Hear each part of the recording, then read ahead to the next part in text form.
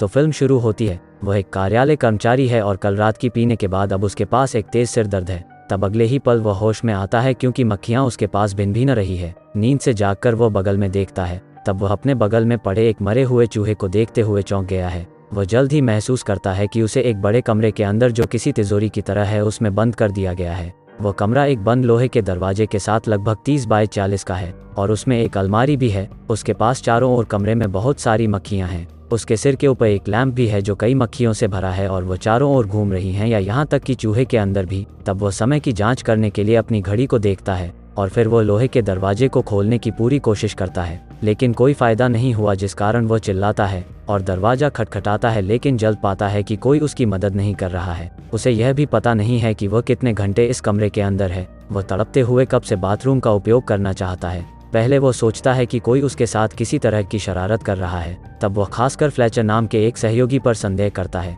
वह मजाक में खुद से कहता है कि एक बार जब वह बाहर निकल जाएगा तो वह पहले उसे पिटेगा, लेकिन जैसे जैसे समय बीतता है उसे पता चलता है कि कहीं से भी कोई संकेत नहीं है। तिजोरी के दरवाजे के बाहर वह अपने दोस्त को फ़ोन करने के लिए अपनी जेब से अपना मोबाइल फ़ोन निकालता है, लेकिन मोबाइल में कोई सिग्नल नहीं है। तब वह सिग्नल को पकड़ने के लिए कमरे के चारों ओर घूमता है, लेकिन विफल रहता है। इसका मतलब है कि वह बाहरी दुनिया से संपर्क खो चुका है। जिसके बाद वह अलमारी को खोलने के लिए आता है, लेकिन अलमारी भी बंद है। वह अलमारी के अंदर छोटे छिद्रों से देखने की कोशिश करता है। यह संदेह करता है कि फ्लेचर उसमें है, लेकिन अंदर भी कोई नहीं मिलता है। कमरे में वह किसी छिपे हुए कैमरे को खोजने की कोशिश करता है, लेकिन कुछ भी नहीं पाता है। वह और अधिक हैरान हो जाता है और धीरे धीरे अपना धैर्य खोने लगता है। तब वह गुस्से में अपने सहयोगियों को गाली देना शुरू कर देता है और यह कहकर चिल्लाता है कि वह दीवारों को अपने टट्टी से रंग देगा यदि दरवाजा नहीं खोला जाता है। तो वह अपनी बेल्ट खोल देता है और लोहे के दरवाजे पर अब हल्का होने लगा है। चिल्लाते हुए उम्मीद करता है कि कोई उसकी बात सुनेगा, लेकिन वह धीरे धीरे थका हुआ महसूस करता है और अब शांत हो जाता है,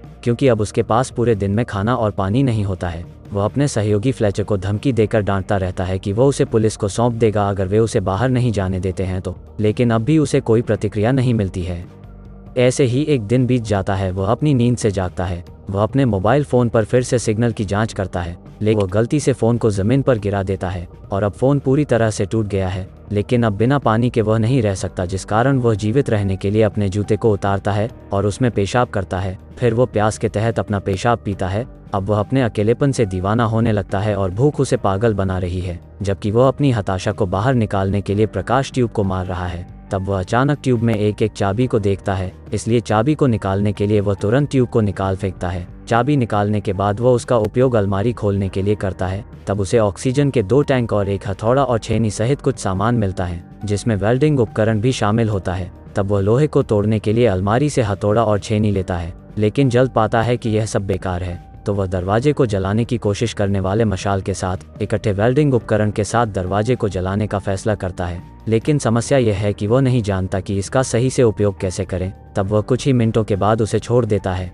और निराशा के अलावा कुछ नहीं पाता है, लेकिन एक कोशिश में वेल्डिंग गन की लौ उसके जीवन की आशा को फिर से जगा देती है। फिर वह इस तरह से कुछ पाने की उम्मीद में लौ को फायर अलार्म को जलाने की कोशिश करता है, लेकिन वह एक नकली अलार्म है जो बिल्कुल भी काम नहीं करता है। हम देखते हैं कि वह पानी की कमी और भूख उसे फिर से निराशा में ले जाती है। तब वह खुद को हारा हुआ महसूस करता है और अपनी भावनाओं को बेतहाशा बाहर निकालने के लिए अलमारी को तोड़ने लगा है। अपना गुस्सा निकालने के बाद वह नीचे कोने में बैठ जाता है और खाली पेट के कारण वह अब आराम करने के लिए वह अपनी ऊर्जा को जितना संभव हो सके बचाना चाहता है। ऐसा करते हुए अचानक अलमारी के पीछे की दीवार में उसे एक छेद दिखाई देता है। वह हथौड़ा उठाता है और छेद खोदने के लिए छेनी का उपयोग करके एक सुरंग बनाने का प्रयास करने लगा है, क्योंकि अब कमरे में ऑक्सीजन भी धीरे धीरे खत्म होने लगी है। जिंदा रहने के लिए वह कैन से कुछ ऑक्सीजन लेने लगा है, जिसके बाद वह बेहतर महसूस करता है। तब खाने के लिए वह जमीन पर पड़े चूहे को देखते हुए कीड़े उसका ध्यान आकर्षित करते हैं। जीवित रहने की इच्छा उसे रेंगने वाले कीड़ों को खाने के लिए मजबूर करती है, हालांकि उसे यह भी पता है कि उन्हें खाकर वो बीमार होने वाला है। उसके बाद वो अपने अथक प्रयासों से छेद खोदने पर काम करना जारी रखता है। छेद बड़ा हो जाता है और वह उस दीवार के अंदर स्टील की सलाखों को भी देख सकता है।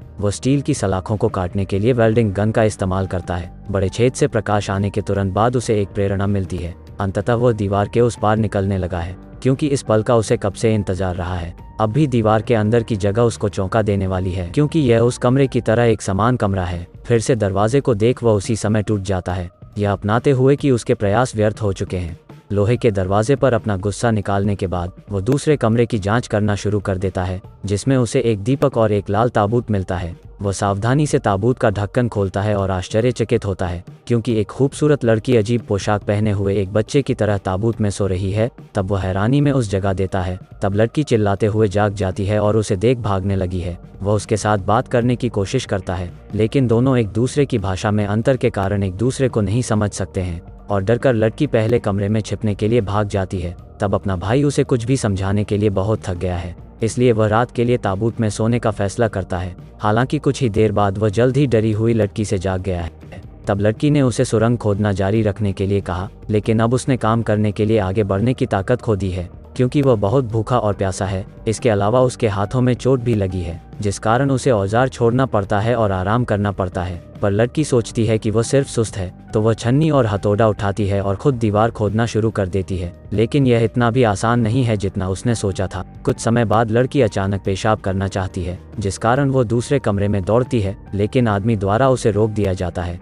लेकिन लड़की समझ नहीं पा रही कि उसका क्या मतलब है। यह पता चला है कि वह अब 3 दिनों से पानी नहीं पिया है और उसका पेशाब उसके जीवित रहने के लिए काफी महत्वपूर्ण है। हालांकि हिचकिचाहट में लड़की उसके जूते में से एक में पेशाब करती है और वह बिना किसी दूसरे विचार के उसका पेशाब पीता है। हालांकि लड़की उसकी भाषा नहीं समझ सकती है, फिर भी जीवित रहने के लिए उसके लाख समझाने पर वह अपना थोड़ा पेशाब पीती है। वह उसे जीवित रखने के लिए मरे हुए चूहे में से कीड़े खाने के लिए भी कहता है, लेकिन वह तुरंत ऐसा करने से इनकार कर देती है। कीड़े खाने के कुछ समय बाद वह फिर से सुरंग खोदना जारी रखता है। तब लड़की हताश महसूस करती है और उसकी किसी भी प्रकार की मदद नहीं कर सकती है, पर उसे आशान्वित रहने के लिए वह एक गाना गाकर उसे खुश करती है। तब लड़की अपने आंसू पोंछती है और उसके साथ गाना शुरू कर देती है। काम के दौरान वह गलती से अपनी उंगली को चोट पहुंचाता है, पर दयालु लड़की जल्दी से अपना दुपट्टा खींचती है। उसके लिए घाव को पट्टी करने लगी है। एक दूसरे को समझते हुए दोनों धीरे धीरे एक गहरी दोस्ती की ओर बढ़ने लगे हैं। आखिर में वे अब साथ में काम करना शुरू करते हैं, जबकि वे यहाँ से निकलने पर ध्यान केंद्रित करते हैं।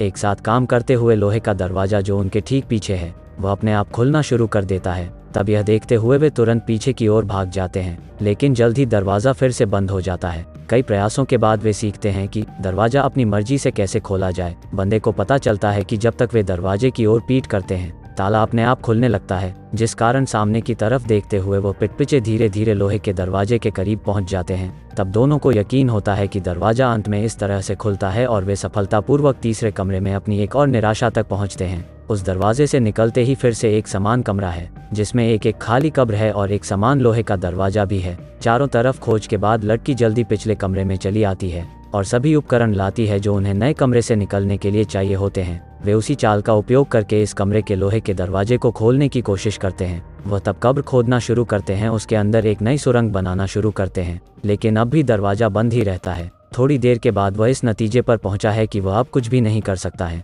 वह अपने खाली पेट के कारण पूरी तरह से थक चुका है और निराशाजनक काम उसे मारने की कगार पर है। लड़की जल्द ही समझ चुकी है कि डिहाइड्रेशन की वजह से उसे बुखार होने लगा है। तब अचानक उसे उस मास्टरमाइंड के बुरे इरादे का एहसास होता है जिसने उन्हें यहाँ फंसाया है। उसका मानना है कि कोई है जो उन्हें निराशा में एक दूसरे को मारते हुए देखना चाहता है, ताकि वो जीवित रहने के लिए उसका मांस खाने पर उसे मजबूर करें, जिसका अर्थ है कि इस कमरे में यह कब्र उनमें से किसी एक के लिए है। तब वह निराशा में लड़की को मारने की सोचता है, लेकिन जल्द ही वो उसे मारने का विचार छोड़ देता है, यह अपनाते हुए कि शायद यही उसका अंत है, क्योंकि अब उसने अपनी जीवित रहने की आशा छोड़ दी है। तब लड़की उसे हौसला देने लगती है और उसे थप्पड़ मारते हुए उठाने की कोशिश करती है, लेकिन अब उसमें इतनी भी जान नहीं बची कि वह उठ सके। तब महिला उसे कब्र से बाहर निकालने की पूरी कोशिश करती है और उसे आराम करने के लिए दिलासा देती है। उसे देखते हुए वह भी हताश हो जाती है और लोहे के दरवाजे पर जोर से चिल्लाती है, क्योंकि उन्हें वहां से बाहर निकलने का कोई उपाय नहीं मिल रहा है। तब वह उसे जीवित रखने के लिए वह अपने आंसू उसे पिलाती है, क्योंकि अगर वह मर जाता है तो वह हार जाती है। क्षण भर बाद अब लड़की अपने कपड़े उतारना शुरू कर देती है।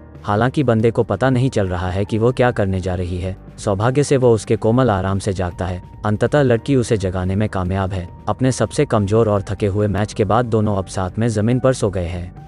जब वो अपनी नींद से फिर से जागता है तो वह देखता है कि लड़की उसके बगल में ठंड से कांप रही है। तब वह ताबूत से मखमली अस्तर के एक टुकड़े को बाहर निकालता है और फिर लड़की को इससे ढक देता है। ऐसा लगता है कि यह उनकी जीवन की आखिरी नींद है, लेकिन अचानक ताला घूमने की आवाज़ सुनाई देती है। और सौभाग्य से दरवाज़ा खुलने लगा है। वो तुरंत लड़की को जगाता है और पिछली चाल के अनुसार वे मुड़ जाते हैं और उनकी पीठ लोहे के दरवाजे के तरफ रखते हुए बढ़ते हैं, पर वह इतना कमज़ोर पड़ गया है कि लड़की धीरे धीरे उसे दरवाजे की तरफ ले जाने के लिए अपनी पूरी ताकत लगा देती है। और हम देखते हैं कि इस बार एक पूरी तरह से अलग दृश्य उनके सामने आता है, क्योंकि लोहे के दरवाजे के बाहर की दुनिया उतनी ही सुंदर है जितना स्वर्ग होता है, या फिर हो सकता है शायद यह स्वर्ग ही हो। बने रहने के लिए लाइक करें और चैनल को मदद करने के लिए सब्सक्राइब। तो मिलते हैं अगले वीडियो में। Thank you.